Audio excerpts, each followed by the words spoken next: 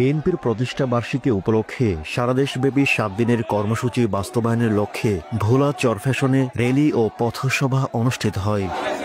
পথসভায় সাবেক এমপি ও বিএনপির নির্বাহী কমিটির সদস্য আলহাজ নাজিমউদ্দিন আলম অংশগ্রহণ করে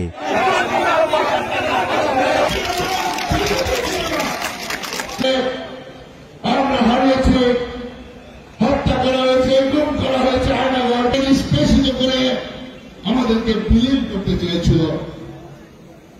আমরা এই সমস্ত সকল সরকারি 17 বছর আমাদের আন্দোলন করতে গিয়ে অনেক ভাইকে আমরা হারিয়েছি, যেমনিভাবে হারিয়েছি।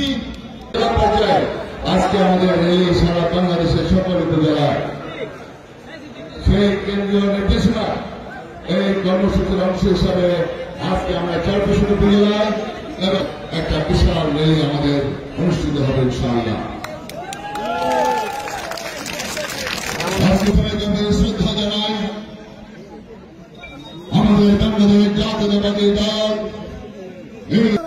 স্বাধীনতার মহান ঘোষক বীর মুক্তিযোদ্ধা সেক্টর কমান্ডার বীর উত্তম খেতাবপ্রাপ্ত বাংলাদেশের প্রথম এবং সফল রাষ্ট্রপতি শহীদ রাষ্ট্রপতি জিয়াউর রহমানকে আজকে এই প্রতিষ্ঠানে আসনে আমি গভীর শ্রদ্ধা জানাচ্ছি।